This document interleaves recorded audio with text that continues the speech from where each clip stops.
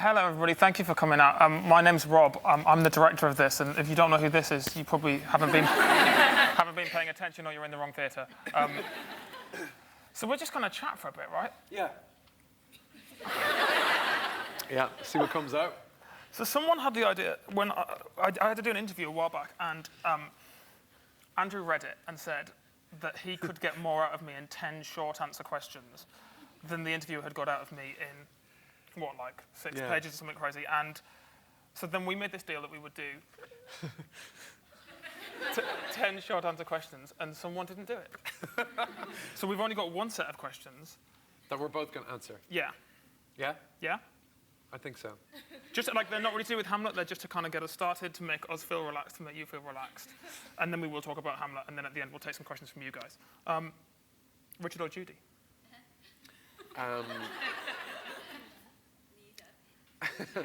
I would go for Judy. And I'll tell you why. Mm-hmm.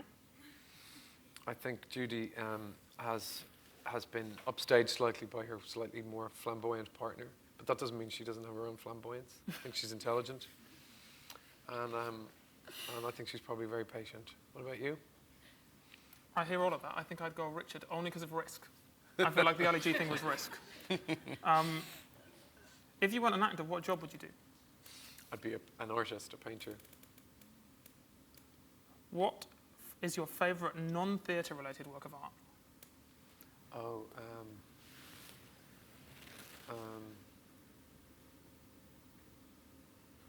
I love David Hockney. Specific? I suppose all the LA stuff. His drawings of his mum are beautiful. I love his life drawings. Favourite childhood book? What about you? What's your answer to that? What favourite non-theatre work of art? I mean, in terms of narrative art, I think it's probably, at the moment, it's kind of The Sopranos again, because I'm rewatching it. Yeah.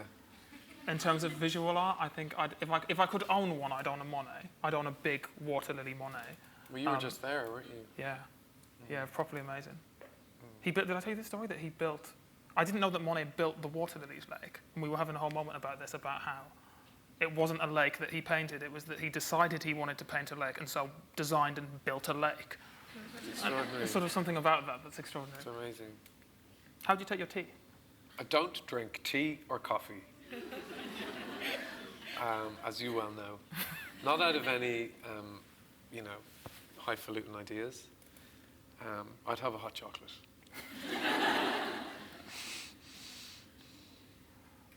Inspired by our current Prime Minister, Theresa May, what is the naughtiest thing you did as a child?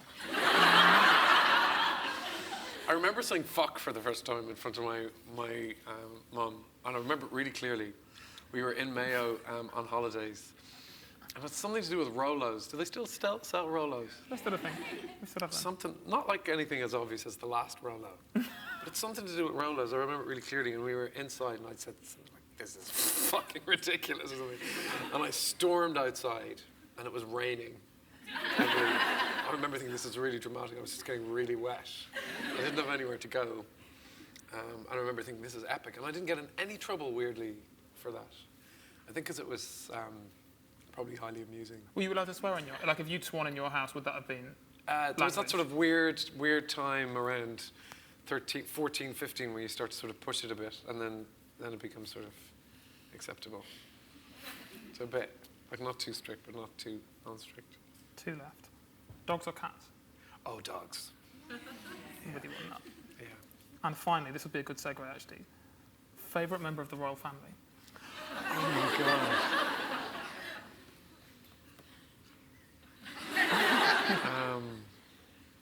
Who's in the royal family?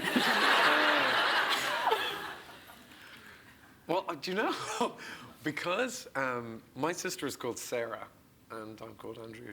So when Sarah and Andrew, Prince Andrew and Sarah Ferguson were getting married, and they were sort of really, sort of weirdly jolly, weren't they, when they came out? Well, you were probably a bit young, but they were sort of like so happy and sort of wacky.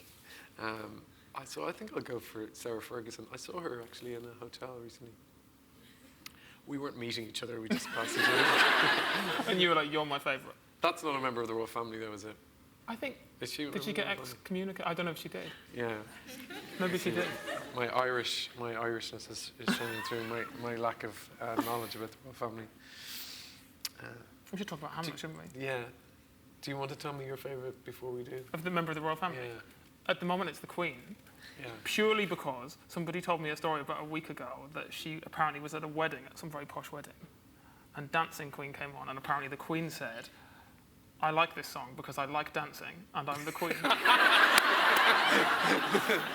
I'm almost certain that story isn't true, but if it is true, she's my favourite. Yeah. But we were just talking about this, but we talked about the Queen quite a lot when we first started, right? Yeah. And talked about the royals and what it meant to be royal and what the context was. Because we started on this, what feels now like an age ago. Yeah, it was about 2 years ago, wasn't it? And we'd sort of decided to work together. Yeah. But we hadn't decided on what play we would do. And we talked about a few plays. Talked about The Glass Menagerie, beautiful Tennessee Williams play. And were there any other ones? We talked about some other Shakespeares as well that might float into the future rather than... But it was that lovely thing that happened where the conversation organically started to just settle over a few meetings, didn't it, on this one? Yeah. And we did talk about the Princess Diana's funeral and those very startling images, and what it means in a modern context. It is quite an unusual thing because, you know, I come from a republic, and I do find the idea of having a royal family unusual in the sense that, I mean, I do see its value in a way, but playing a prince is sort of, it's kind of a hard thing to get a grip on, and I do believe that everybody is the same. So the idea that there's a sort of perfect family doesn't sit easy with me, particularly given that we didn't grow up with things like that in Ireland. But then that's what this play is about, isn't it? It's about the human being behind it. That's right, and I think the scrutiny as well becomes more important than the status. It's the sense of being, Ophelia says that he's the observed of all observers. Yeah. And you do think that sense of what does it feel like to be watched and to be looked at the whole time, the play is really fascinated by and interested in. Yeah. I remember us looking on YouTube at the footage of that Diana funeral back in the Almeida Rehearsal room, like way before we started. Yeah. And that idea of like, if you felt, because I suppose there's two extraordinary things in one of those moments. One is the public response to what happens when Diana dies. And I sort of have a feeling that in England, we find ourselves surprised by how much it turns out to mean. Like, my main memory of being a kid when Diana died was the sort of everyone being really surprised at how much of a huge deal it felt like. And the whole country just shut down. Yeah. But the second one is, what does it feel like to be those two kids? And that your mum's died. And to you, it's your mum's died, but there's also this whole massive other layer of it spread over the top. Yeah. But I feel like I can sort of understand. I understand a little bit in the past couple of years about scrutiny to a certain degree. I mean, I'm certainly not followed around by paparazzi or anything like that. Thank God. But you know, that idea of being looked at a bit more than I was before. I feel very grateful, having worked in the theatre and for such a long time before I had any of that, because you do find, and it's something I do think about in relation to Hamlet. I do think that when somebody is looking at you in a particular way, if you're not comfortable with what you're presenting them with, it can be very frightening, and that's very fluid, because some days I'm okay with that, and some days I'm really not, like the way we all are. But people can find that hard to understand. Do you think it sort of changes the nature of what you're able to get away with? Like, do you think it means you can't make mistakes? I find it very hard to. I think people can, as you know, the thing that drives me insane and makes me angry instantly is rudeness, and people being dismissive or people being rude in any way. So I absolutely hold on to my right to be rude back when people are rude to me or rude to people that I'm with. Throw people out of the way, or say if they want to take a photograph, they just hand it to the person that you're having lunch with or something, and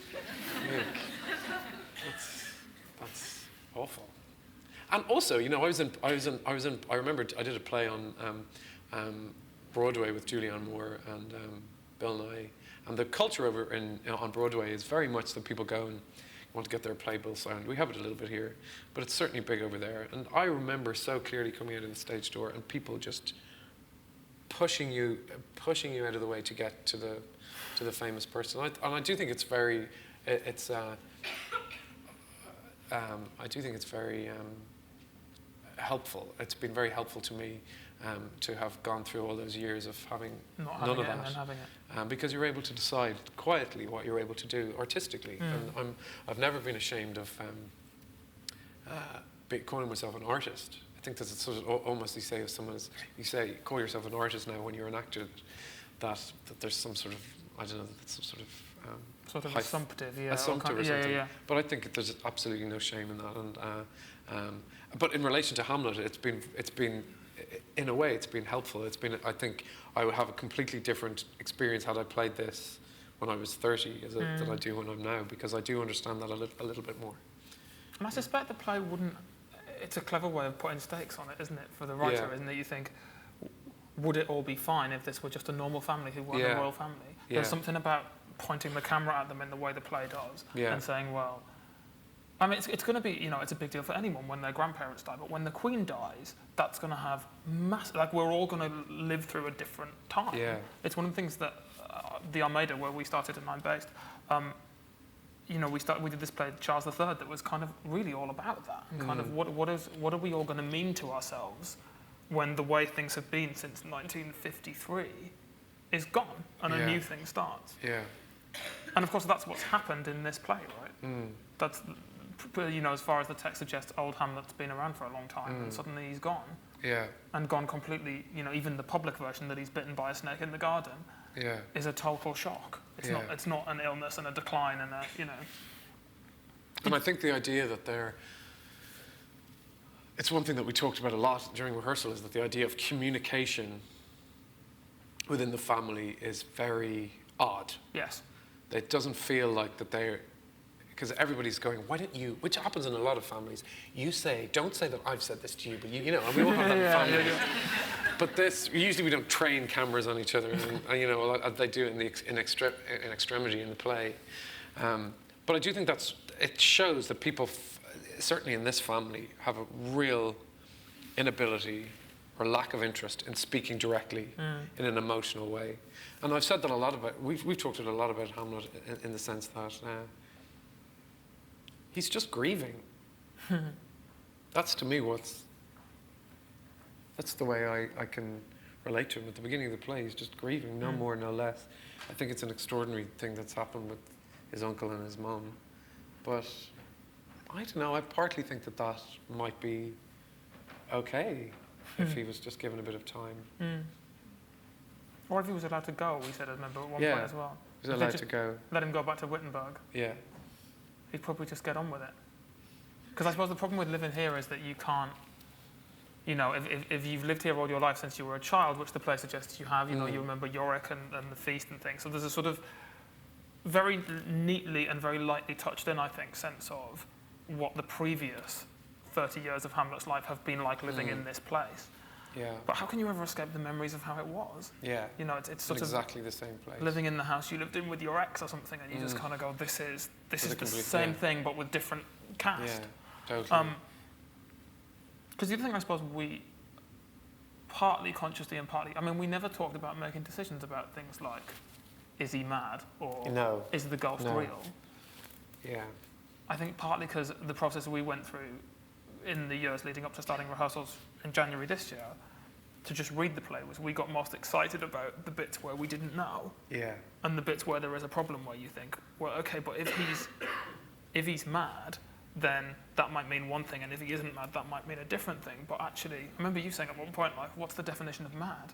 Like, when do you cross the line into mad? And when does sad become mad? Yeah, and there's nothing either good or bad, but thinking makes it so. Yeah. It's in the play. And you know, we should talk about the sort of famous play buzzer, because it was, you know, you're talking about it. Because the play is so famous, so much of what's interesting and compelling about drama is the sense of I really don't know what's going to happen. And when the play is so famous as Hamlet is, you forget that we don't know that the ghost doesn't. He could be in every scene for the rest of the play. We don't know what he's going to say.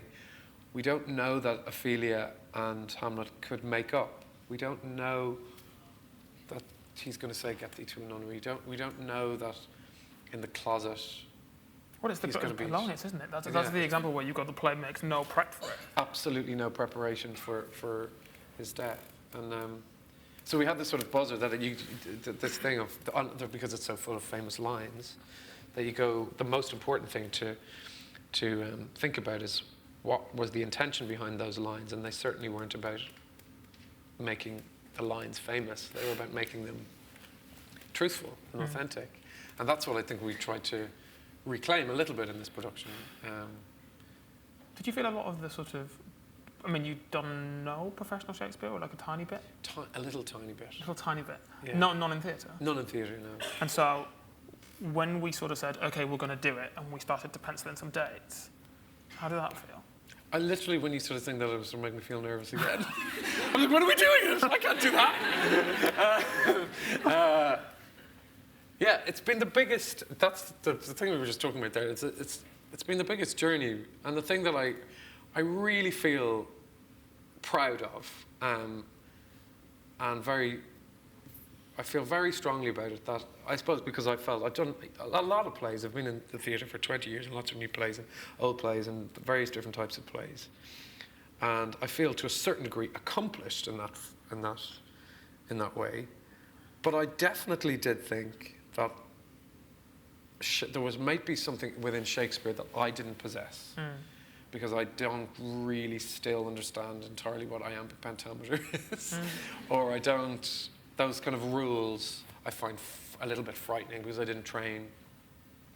But then I've always loved words, and when I was a kid, when I was 15 or 16, we used to do these drama competitions called the Fesh in Ireland, and you would do excerpts from Richard III or Merchant of Venice or King John and all these ones, and I loved them. And I, as a kid, I had an understanding of it, even though I understood the rhythm of it, and I understood that it was very actable, even though I didn't understand what a bodkin was. What a bodkin was, exactly. And I think that's very important. And for some reason, maybe consciously or unconsciously, I veered towards new writing or stuff that away from Shakespeare or classical theatre to a certain degree. But now, having done this and really understanding that of course it has a rhythm, like all plays do, but it's the most actable stuff and pleasurable stuff to act. It doesn't feel intimidating. And I love the idea that there's been such a huge diversity of audiences of people who are genuinely going. And I can genuinely, this isn't just PR speak, I genuinely feel that people understand. Even if they don't understand every word, you understand the rhythm and the feeling. So having done this for nearly 20 weeks, I feel like incredibly passionate about his great genius and how it shouldn't be kidnapped by the academic. Well, it feels to me like there's a whole lot of the conversation about Shakespeare that has that in it, even down to this, like, well, he couldn't possibly have written the plays because he didn't go to university. And you think, well, the whole thing has been claimed by a kind of academic discipline. Yeah. You know, and I remember having that moment in rehearsals where the first line of Speak the Speech, I pray you as I pronounced it to you, and saying, I think it, like, you could just say that to mean, say it just as if I was talking to you. Yeah. And the way that that's normally done in British theatre, at least, is that we say, speak the speech, I pray you, as I pronounced it to you, as if Hamlet's saying, I did it right when I read it all to you, so can you take my line reading? Yeah. And there's a sort of, in that, I think, really extraordinary, weird chunk in the middle of a play in which the writer seems to address how to act. The how execution not to act. Exactly. The word poetry doesn't appear. No. The word verse doesn't appear. The word the phrase iambic pentameter doesn't appear. In fact, Shakespeare would not have known what that was. Yeah. And it's strange to me. I mean, I understand it, but I also find it really strange that we've allowed this writer, as far as we know, who never spent a single moment of his life thinking about things being published. Ben Jonson spent ages before he died getting his plays together in the right editions so they could be beautifully published, so they'd survive him. And the collected Shakespeare is published 7 years after his death by his mates. Yeah. And they forget one and have to put it in so it isn't in the contents page and it goes in and it isn't in there. But you realise from that, I think, that the guy wrote sheet music for actors. Yeah. And was a practical person of the theatre and the audience and the way that those two things could interrelate. Yeah. And I find it so strange we've turned it into a thing that if you say, what is Shakespeare, you go onto the street and say to somebody, what is Shakespeare acting like?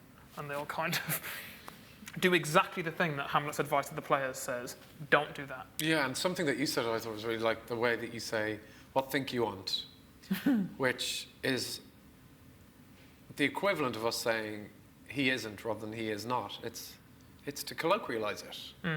But now it's been turned into what think you ought, which is a sort of weird way of so that what actually the absolute opposite of his intention.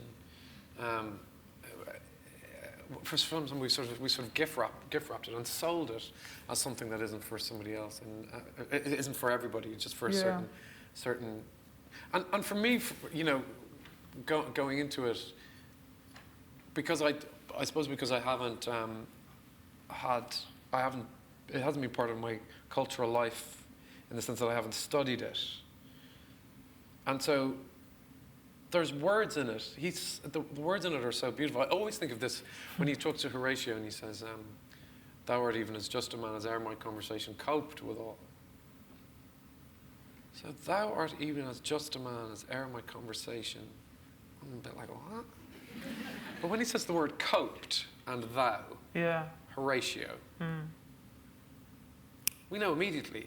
You go, Horatio, thou art, and so there's certain keys in certain words that open up the whole feeling as well as the sense. And also the whole image that you go, my conversation, of all the people I've talked to, you're the one my conversation copes with the best. Yeah. As if the practice of talking to other people is a matter of getting through. Yeah. And the word choice is extraordinary. That's what you're saying. Exactly. The word choice is so genius, and you can say the word cope, and every single person will go. And of course, you say the word fardels, and people go, "What the fuck?" So I don't know. For me, that's a way in it, and even doing it, having done it so many times now, I still think, oh my God, there's that word as well. It's extraordinary. Really is extraordinary. I think rhythmically as well, you're right. It's such a complex. They're sort of like magic spells Shakespeare plays in that they have a rhythmic authority, which is nothing really to do with the story. Like it feels like in any language you could make those sounds and you'd go, oh, that sounds like it's really sayable. Yeah. And I sometimes, it sort of makes me sad a lot that we pretend that that's not true. Yeah. And we've invented this idea of verse speaking, which I suspect he wouldn't have known what that was. And to be honest, I don't really know what that is in terms of, sometimes you get people saying things like, I didn't think the verse speaking was very good. And I always think, I don't know what you mean by that. Yeah. And of course, there's this crazy idea that you should stop at the end of every line for a little tea break. Which, I kind of, that is as bizarre to me as kind of taking a piece of Mozart or an Eminem song and every 4 beats taking a break. Like you murder the rhythm of it. You turn it into a kind of soporifically repetitive rhythmic structure, which the beauty of it is, it isn't. Because you look at the soliloquies and actually half the time the sentence pours along off the end of the lines into the next thing. Yeah, it's inarticulate. He writes dialogue, the way human people absolutely expertly. So to sort of reduce it into a sort of thing is so, it's just wrong. It's just wrong. I remember you saying at one point, when we were talking about the play within the play, and Gertrude says, "Come hither, my dear Hamlet, sit by me," and he says, "No." I remember you saying, "I'm looking forward to that now." Yeah. But I suppose that speaks a bit to the way we approached it. I don't remember us ever having a conversation about deciding to approach it like this. It was just sort of the way it happened. No. But it was always through character, right? More than through... I do think there's a thing, I think often the very last word in the sentence helps. And I don't know, but that for somebody else could be completely different. This is just for me. And I do think the idea of antithesis sometimes works. That example that I use. Here it comes. Here it comes. What is it? The power of beauty will sooner transform honesty from what it is to a boy than the force of honesty can translate beauty into his likeness. If you just say, well, if you don't show the antithesis of both those ideas, then I don't think you get the full. And I think that's sometimes helpful. So there are things that are helpful, but I suspect that's the same as in any play. Any play. Yeah, exactly. You know, and some of the stuff we All did. writers have rhythm. All writers have rhythm. And for some reason... That was a very rhythmic way of saying that. Like, you know, if I were to think of Simon Stevens, who have done a few of his plays, or Mike Bartlett, I might think there were 50 books written on this is the way you have to say Simon Stevens' work. Yeah. It would be a terrible tragedy for Simon's work, because the whole thing is that it would make it the absolute opposite of what his intention would be, which is, well, let's see what... And people will have a different way of speaking. I hope in 50 years they look at the way I speak this, or the way we all speak this in this production, and think, that's a bit. That's a bit. I hope so. You know, I hope they do, because the way we speak has to develop. And in 2050, I hope they think, geez, that was a bit... That was old-fashioned. That was old-fashioned, because it should. Yeah. Because our ways of speaking with music and the way culture develops. You know, rap didn't exist when Laurence Olivier was doing it. I don't know, there's just all these things that we're just listening to every day that... or do you know what I also think? I think reality television, you know, this idea of high art and low art always sort of disgusts me. I mean, I know there's some things that are just, you know, trash television, but there are things, but there are things like at the beginning stages of when, I can't remember, the famous Big Brother. When Big Brother came on, and there'd be somebody eating a sandwich in a badly lit room, and they're going, "I'm gonna fucking tell that bitch tomorrow what I think of her," and they would cut to that bitch in bed, asleep, with that infrared camera. Then they'd go up to her, and you think, "I'm gonna check this out tomorrow night," because they made drama out of something. I'm not saying that that's high art. I'm not saying that at all. But it is compelling, and the way that they speak, and the way we would watch something, the way you would watch a drama, has to influence the way people, structure narrative experience. Absorb narrative experience. You know what I mean? So that stuff, whether you would deem that as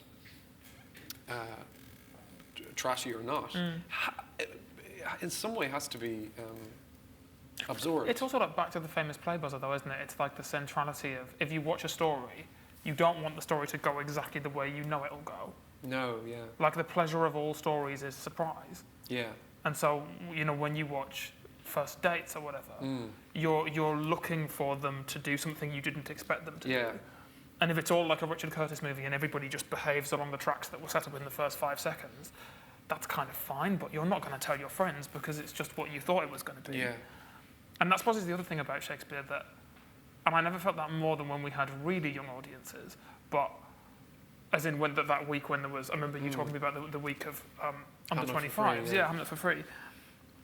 Them being surprised by some of the corners in the story. That was just so exciting. Yeah. Because people who actually don't know the play at all, you go, oh my God, this is, and that's the way we should treat the play.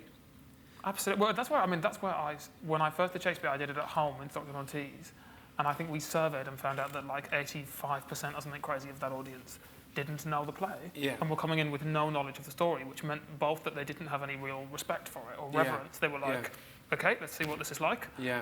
If it's boring, I'm going home. Yeah. Yeah. But also, it made you re-see the play, because when you watch Midsummer Night's Dream and the bit where he gets turned into a donkey and has sex with her, the Northeast audience were like, what is this? And like, and I remember watching it and thinking, actually, they're totally right. This is weird. Like, this is crazy. And there's so many bits in Shakespeare which we have turned into either. And I remember we talked about this quite a lot for this, didn't we? About like tragedies are sad, therefore sad. Oh, like, I mean, totally. It's such a funny play, this. It really is funny. People, there are things in it that are just so witty about the way human beings relate to each other. And if there is no comedy or lightness or love or any of the best things in life, there is no tragedy. If it's just coming out and you just see this, moody Dane going, this is terrible. You think, well, no wonder you want to kill yourself. I do too. You know what I mean? You have to think, what was it like before? Where was the life that you so got this key, life? What was it like before? What was it like Yeah, before? yeah. And also the big thing, I think, and this is a testament to you, is that the play is called Hamlet, and it's a great part for a handsome leading actor. for the person who plays Hamlet. But the other characters are really extraordinary as well. And I think the paying attention to the love between Gertrude and Claudius, and the relationship between Laertes and Ophelia and Polonius, and the loss of their mother, and who are Rosencrantz and Guildenstern and Hamlet? What is their relation? And just have all those, because if they are vivid and brilliantly acted as they are in the play, it makes the central 100%. character just the ambiguity of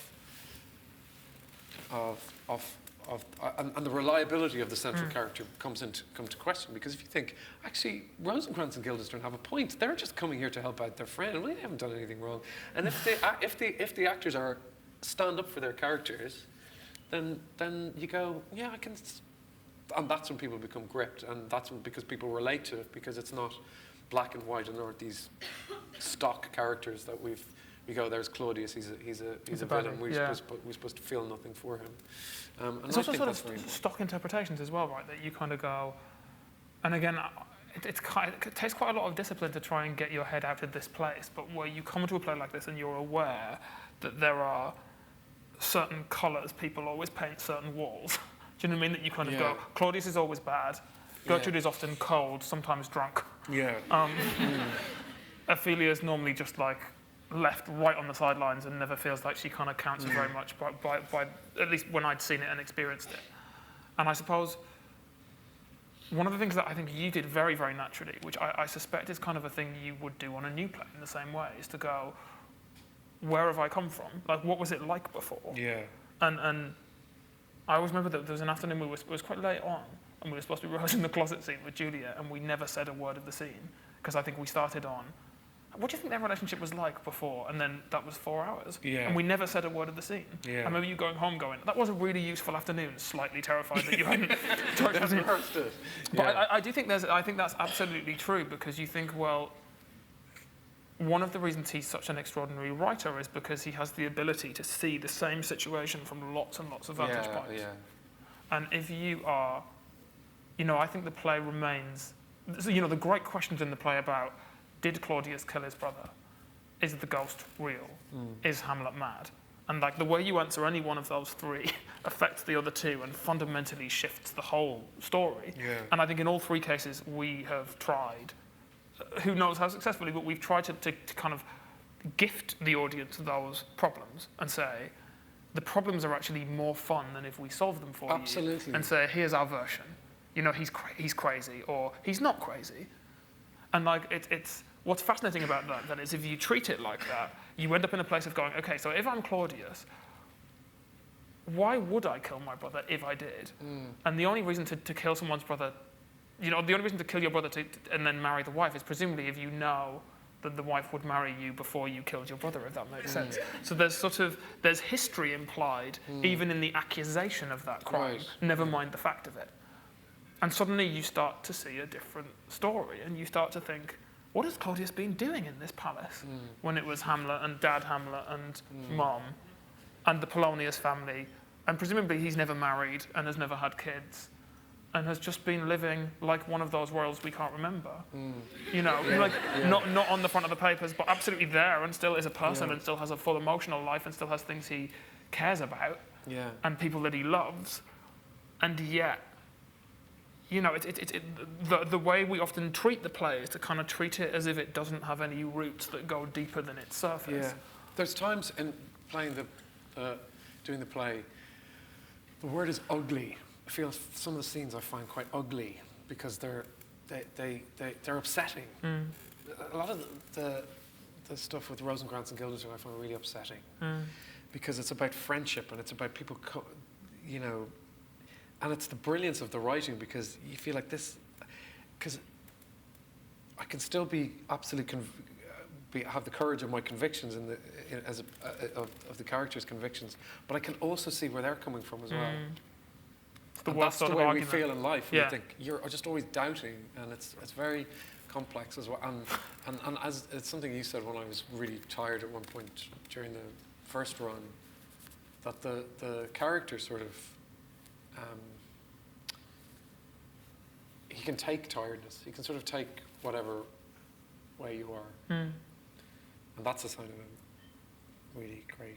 You know, it doesn't fall apart if there's lots of different ways to do it. It's not brittle, is it? There's like lots of routes through the map. And that's kind of extraordinary. Yeah. And it also I think gives everybody, I always feel this about Shakespeare, that it's such a shame. I mean, another thing that is true of this show is that I quite often, in fact, I did it last week. I sometimes come in and just do some notes, but I will only note the person I'm noting. So I don't get them all together and say, okay, I think we should change these moves. I might go up to Luke and say, you've been doing that bit on the sofa like that for ages. Or say to Andrew, I think there's maybe a different route through that. Try this. But I won't tell everybody so that they're surprised by things that happen live on the night. And there's quite a bit of it, right, where you stand in different places night on night. Oh, every single night. It's, for me, if it's not willfully different. No, but live. But it should be. We're not sitting here going, okay, you picked up your bottle last night when I said we started. You know, that's not the way. So we shouldn't hold on. There's nothing worse. Like any actor will tell you that they hate when you feel like an actor isn't listening to you because they want to go back to the way that because it's just fear-based and you can't. And that's right. It's not live to what you're actually doing, and there's maybe a slight reverence towards success or a need towards the approval of the audience. And I actually think what the audience really respond to is a sense of, oh my God, they're in a way ignoring us, apart from the soliloquies, where conversely you have to be right there. You know, as you know, tonight when I do the soliloquies, it has to be as live as the way I'm talking to you now, because there's no difference. You know what I mean? Whereas now the convention is, I'm able to see you, and so why should that not be when he's talking directly to the audience in the play? You speak into a black sort of abyss. It's sort of weird. I set you the challenge at the Almeida of getting someone to answer a question in the soliloquy. Which I did. 100%. Yeah. When I say, am I a coward? It happened in was it a preview? I said, am I a coward? Which is in one of the soliloquies, and this woman was like, no.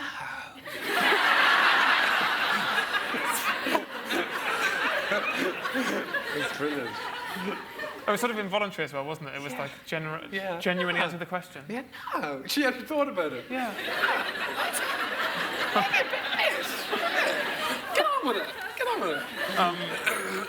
I think I'm getting a signal that we have like 10 minutes, so I think we should. Fast. That was fast, wasn't it? Yeah. 21 performances left. Yeah.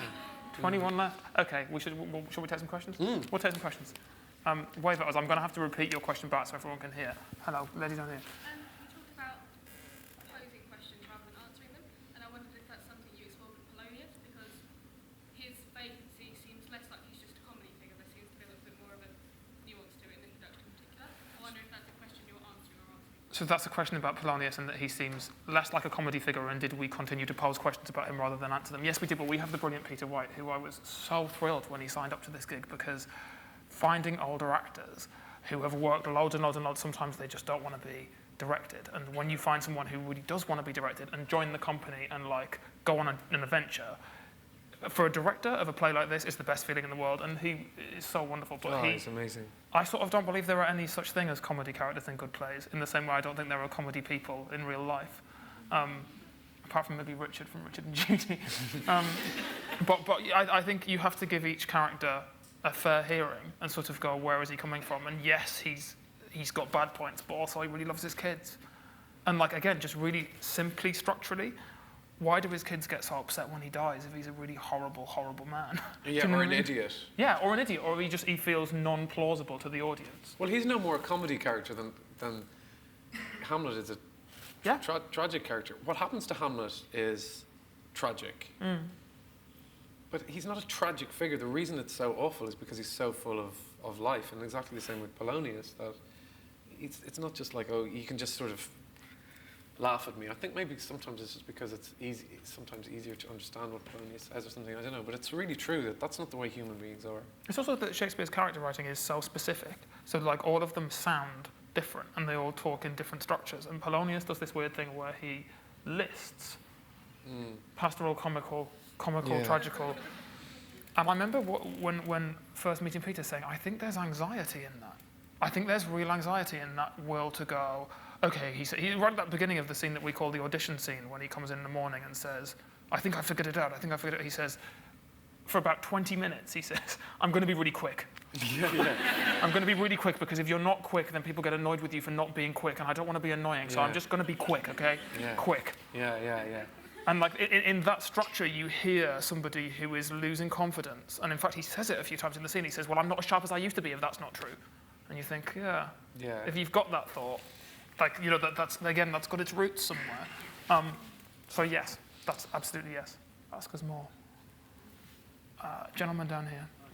Andrew, you said that you felt really proud about this, and I'm amazed to hear you say that. I think it's wonderful you said that, because I think it's one of the most brilliant things I've ever seen on stage. Oh, thank you. But I think a couple of the things that really make it so for me are just one is the conversational style that you have with the audience, and the second is, I think you tease us. I think, Rob, you probably do it, part of you as well. You tease us with this sad, mad, is it depression or is it, what is it?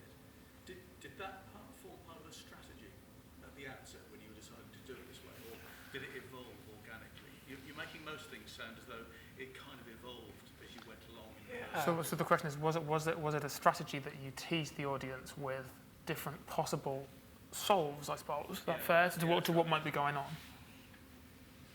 No, it definitely wasn't a strategy. I think why it's so brilliant, they all have, every scene is kind of really different. One of the things I remember us talking was that the idea of him murdering somebody, like the way I would feel about murdering somebody. If I killed somebody, and I'd never killed anybody before in my life. He's killed loads of people. He's killed loads. Imagine this scenario. I would be forever altered. And sometimes I think what happens is... It's so good. Is when he comes back from England, he's sort of like... Or after he kills Polonius, that he's sort of the same kind of, you know, princey kind of guy. And I don't believe that can't have some sort of effect on you. So, I mean, that was one thing that I think he has to be in some way different when he comes back from England. I remember I was talking a lot about death as the size of death as a life event versus the size of death in most Shakespeare plays. Yeah. Like, often characters are picked off in Shakespeare plays, and it's really like nothing has happened. It doesn't really And matter. we spent a lot of time, didn't we, on going that scene, particularly that scene with Rosencrantz and Guildenstern afterwards, where they say, "Where's the dead body?" Yeah. And that's when the initial shock has come down, and he's covered in someone else's blood, and it's someone who he loved, and what's happened now? Like, where do we go next? And so often I think death in Shakespeare is, I don't know, it's like kind of putting your clothes on in the morning. Do you know what I mean? It's like such and such dies. All right. Yeah, I'm sort of used to that. But the you know, it's the thing about mental health again. He's going through a very turbulent time in his life, and I think any time I've gone through a turbulent time in my life, it's not even. You know, you feel uneven, and so you try and solve things by putting some sort of disposition on, whether it's an antic disposition or not, so that you go, yeah, you know what, I am in great form. I'm just a party guy now, or I'm just going to stay in the duvet, or I'm going to try and solve this intellectually, or else, no, you know what, I'm really into, yoga, or, and I think all those things can really exist. And at a time when you are questioning everything about the world, even whether to be alive or not, I think you put on a lot of different things. And why it's such a great part is that it's so far-reaching, because there's so many different relationships you play. He's a student, and he's a lover, and he's a prince, and he's a son, and he's I feel like that Alanis Morissette song. But he's a lot of different things, and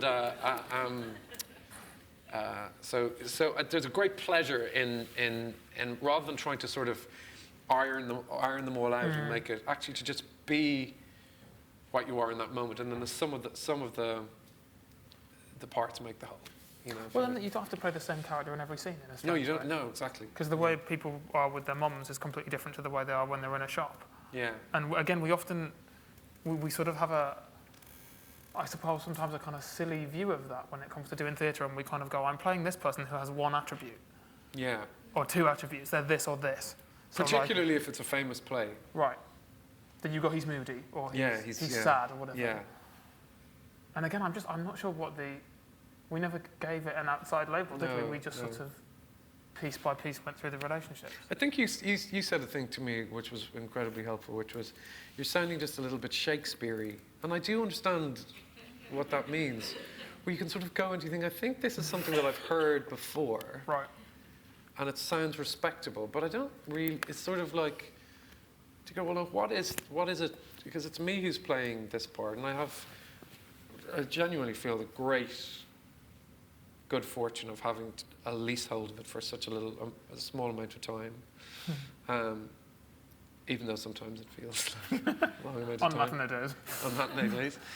But if I'm not going to bring who I am to it, it's like any great piece of art. If you don't put your own signature on it, then what's the point? And so it's amazing that people have responded to the production in the way that they have, because it is so personal. It is really.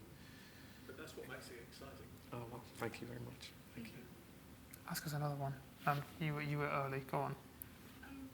Turning 13, I've had some difficult and emotional times, and I wanted to know what advice you'd give to your 13-year-old selves, and what advice you think Hamlet would give to his 13-year-old self. So that was, what advice would we give to our 13-year-old selves, and what advice would Hamlet give to his 13-year-old self?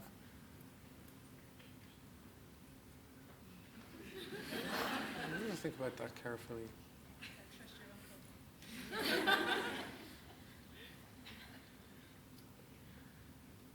You can only be where you are, you can only be where you are, and well, let me get this right. I feel like, there's a thing that you're told, I think, when you're a younger person. There's a thing about, it's going to get better, and someday you'll have more power, or you'll have greater responsibility, or all that kind of stuff. And that's not very helpful, I think, to some people to hear. You think, well, what about now? What about today? I feel terrible, and that sort of continues for the rest of your life. But I think it's about I think the thing that I've learned is that if you feel a little bit different to people, everybody in the world, I think, it's the thing that I think makes great drama and makes the best people in the world. Everybody is in some way vulnerable, and I think the most unhappy people in the world are the people who don't present any vulnerability at all. And so being an adult, I think, this is only really in the past couple of years I've sort of even begun to understand that. The actual, what if I were to define what being an adult is the comfort with which we can say, I don't know. Because I think sometimes when you're an adult, you are told to say, I know now. I know. Do you know why I know? Because I've got a mortgage, and I've got money, and I've got power, and I've got success, all the stuff that when you're 13 you don't have. And I think so much about being an actor is about playing, which children or young people are so good at, and we move so far away from that. And so I think the tragedy for a lot of people as they grow older is that they think, I have to know, and I have to know 100%. And actually, I think what you have to hold on to and try and be comfortable with is the sometimes uncomfortable situation of saying, I don't know. And when I say that it continues like that for the rest of your life, I think I just mean that no one ever really knows for sure anything.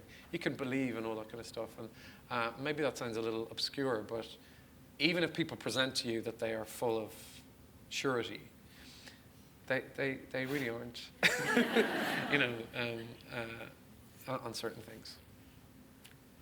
That's good. I don't know. I can't top that. I'm going to leave him to answer your question. Guy with his hand up over there. Yeah, you said that Hamlet's quite personal thing for you, but how do you relate to him personally? Like, some people might say that from a modern perspective he's quite privileged, like he says, I think it's, I should have fattened religious cuts for this slave stuff. And, like, he's a prince, like, bad things happen to people all the time. And Yeah. Quite bad. Yeah. How do you relate to Hamlet personally? That's like a weird thing to say, but I can't even really separate him from, because he doesn't exist.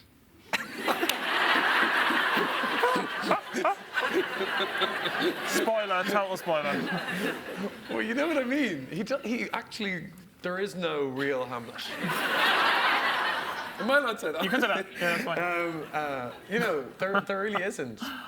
It's just he's just like a jug, and you pour in whoever the thing, and then you have a drink. This metaphor is not going anywhere. But you know, and I know what you mean about this sort of the state of, because he's a prince, and how can anyone relate to, you know, like that sort of like high class problems. I think that's where the world is in such a state of chassis, is because we go, oh, because that person has lots of money or lots of power, that they have to be unhappy, when we know actually that's not true, you know. So I suspect it doesn't make it any easier losing your mum if you're Prince Harry. I think it probably still hurts according to you and who you are and what your relationship was with that person. And I think it's sort of, I suspect for any really great actor, it's really hard for you to play princeness. Do you mean as an abstract quality, it's unplayable, because all you can do is play a person who's in a situation and who seems to operate. And I mean, and this company is glorious at this, but particularly with Shakespeare, I sort of repeatedly say that there are, you know, yes, there are 3 million ways that you can get it wrong, but there are 30 million in which you can get it right, which is to say, there's not one route through. And so every night, different bits of it light up differently according to what night it is. You know, the first night we were here was after the general election, and the line, the election lights on Fortinbras brought the house down. Which is, you know, which is to say you're cooking food that is fresh and live, and it depends who's there in the restaurant and what's happened in the world. And that itself is kind of exciting, I think. How long have we got? About 5 minutes over. Okay. We'll take one more question from that lady down there. Yeah. Robert, can you talk a bit about your process? Because there's a lot of talk about acting, but how do you go about directing? What's your process, and how do you see the role of the director? Oh God, I'm 5 minutes over. What is? I'm going to go and get you. How do I see the role of director? What is my I mean, the thing is, I don't really have a process, and I have, I suspect, a fairly severe sense of being an imposter about this, because I didn't train. Nobody ever taught me how to direct or to write. In fact, it's just things that I did from when I was quite little, and I think I don't understand how anyone can have the same. And I have real admiration for people who do, but I don't understand how anyone can do the same thing on different plays. Because it seems to me that you walk in on the first day of Hamlet, and for some of those people in the room, it is their first ever day in a rehearsal room. For some of those people, it is their first ever day in a rehearsal room on a Shakespeare play. For some of those people, it is their first ever day in a rehearsal room with me. For some of them, it isn't their first ever day in a rehearsal room with me. For some of them, we've been going for 2 years already on this particular play and this particular part, and I've been WhatsApping him photographs of the set design. So like, it's you can only really do what's right there in front of you. And you know, I don't even remember what we did on the first few days of Hamlet, but I tend to not like, I don't let them sit around the table. So there are some things that are kind of the same, i.e. I don't like tables. I don't like a whole deal of chatting about it. I tend to make the whole company do a couple of days together, which I think we did, didn't we? We did. Yeah, we did. Yeah. We did some improv work on grief and on families and on just to sort of get the company together and to sense a terrain. But because it's a bit like kind of going, if you were going to organise a Christmas dinner for your family, or for your partner's family, or for your best friend's family, how would you do it differently? And of course the answer is you do it completely differently, because everybody's idea of Christmas is different, and you're in a different room, and you've got a whole lot of different people. So you have to try and be as honest as possible to who they are and what the thing is that you're trying to build. And sometimes that's about giving people the courage to stay away from the bad version, and being prepared to say things like, you're a bit Shakespeare-y, or sorry about that. Isn't it?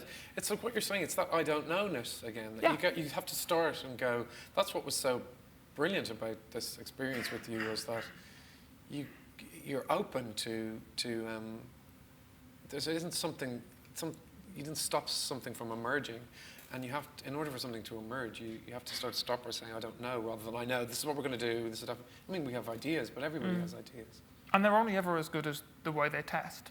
So sometimes you have great ideas that feel like the best ideas ever when you're talking about them. And there was some on this we talked about and we were so wedded to, and then we jumped them. And you have to be up for that, because I think if there were a recipe, someone would have figured it out by now. And the problem is the times keep changing, and the things we thought wouldn't happen, and the way you thought your life was going to go isn't the way it necessarily goes, and those things are all fine. But that means that you end up we both went through quite big life stuff in those 2 years. Yeah.